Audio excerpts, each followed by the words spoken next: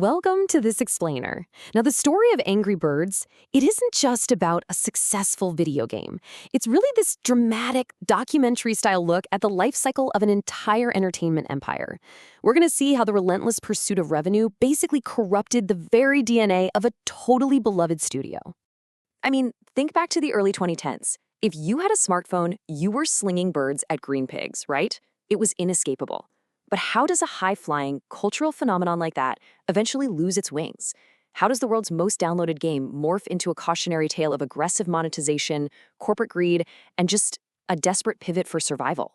Well, to really understand the fall, you've got to grasp the sheer, unbelievable scale of the rise. By 2014, Rovio's original games had racked up an absolutely astounding 2.6 billion downloads. That is a massive number. They weren't even just making games anymore. They were managing this global empire of plush toys, theme parks, movies, the whole shebang. They were literally on top of the world. Section 1. A global pop culture phenomenon. But you know, that cultural fever? It was starting to break. Back in early 2012, Google's search interest for the game hit a perfect peak score of 100. Fast forward just 2 years to March 2014, and that score plummeted to a mere 25.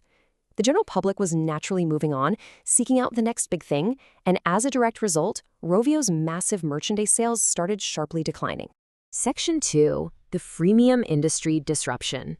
Because while Rovio's popularity was dipping, the ground beneath them was entirely shifting. In 2014, Rovio's whole catalog of games brought in roughly £79.7 million. Sounds great, right? Until you look at King Digital. Their game, Candy Crush Saga, generated a staggering £865.2 million all by itself. This stark back-to-back contrast set off a massive strategic panic at Rovio. Their entire global empire was pulling in just a tiny fraction of what one single highly optimized rival game was making. And the reason? Candy Crush was riding the wave of a brand new model called freemium. You know the drill. The game is totally free to download, but it makes its money through continuous in-game micropurchases. By 2016, an insane 97% of all mobile gaming revenue was coming from this freemium model. The classic pay $1 once and own it forever approach that built the Angry Birds empire in the first place, it was effectively dead. Section 3. Pivoting to data in microtransactions. To survive this new reality, Rovio had to completely overhaul their studio culture. Suddenly, game features weren't being perfected by the creative instincts of game designers anymore. Instead, they were dictated entirely by player data. They started using cloud platforms and machine learning to track exactly where players got stuck, essentially engineering the game to prompt you to spend real money just to keep progressing. So they pivoted away from that straightforward, satisfying 99-cent purchase and built an ecosystem deeply reliant on continuous player spending. And honestly, this wasn't just a simple business tweak. It fundamentally corrupted how the game felt to play. They threw in energy meters, randomized rewards, relentless prompts to buy virtual currency, completely prioritizing monetization over genuine fun. Section 4. Erasing the classic experience. As you can imagine, this aggressive pivot absolutely alienated the core fan base. One user on the Angry Birds subreddit pretty much hit the nail on the head, saying Rovio was starting to milk Angry Birds. Pay-to-play games on mobile died when free-to-play took over. Fans felt completely abandoned. For them, the mid to late 2010s was this dark era where controversial monetization stripped away all the charm of the original titles. The trust between creator and player was just totally soured.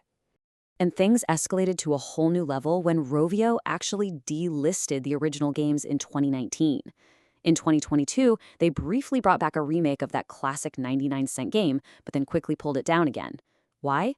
Well, it turns out the classic app only had 600,000 downloads, while Angry Birds 2 had 68 million. That cheap, ad-free classic experience was literally cannibalizing the search visibility of their lucrative free-to-play titles. So, to protect their freemium revenue, Rovio actually renamed the classic game to Red's First Flight just to hide it from the App Store search algorithms. Wild, right? But, neutrally speaking here, the analytics proved their controversial strategy actually worked. After they hid that beloved legacy game on Android, their free-to-play apps saw immediate spikes. Angry Birds Journey downloads shot up by 55%, Dream Blast grew by 28%, and Friends went up 21%. The data justified a decision for them, even if it meant literally burying the very game that put them on the map in the first place. Section 5. The disappointing Sega acquisition. So all these controversial delistings and their overall mixed performance eventually led to a buyout. In 2023, Sega acquired Rovio for $775 million. But the excitement was incredibly short-lived. By 2024, Sega's financial reports had to admit that the deal failed to create economic value. This resulted in a massive, totally humiliating $200 million write-down of Rovio's value. Sega immediately had to step in and enact a massive rebuild. They transferred 100 staff away from the free-to-play titles and openly stated they were lowering the priority of that entire portfolio. Sega's financials were actually pretty blunt, noting that Angry Birds 2 revenue had completely bottomed out. So what's the new strategy? Halting mergers and shifting the focus right back to what worked in the very beginning: IP licensing, merchandise, and movies. Which brings us to the end of this explainer, and we want to leave you with this provocative thought. What can the mobile gaming industry truly learn from sacrificing a beloved legacy just to chase short-term data metrics? The story of Rovio really is a cautionary tale. It shows us that chasing that freemium dragon might boost your quarterly data for a while, but eventually it just might cost you your soul.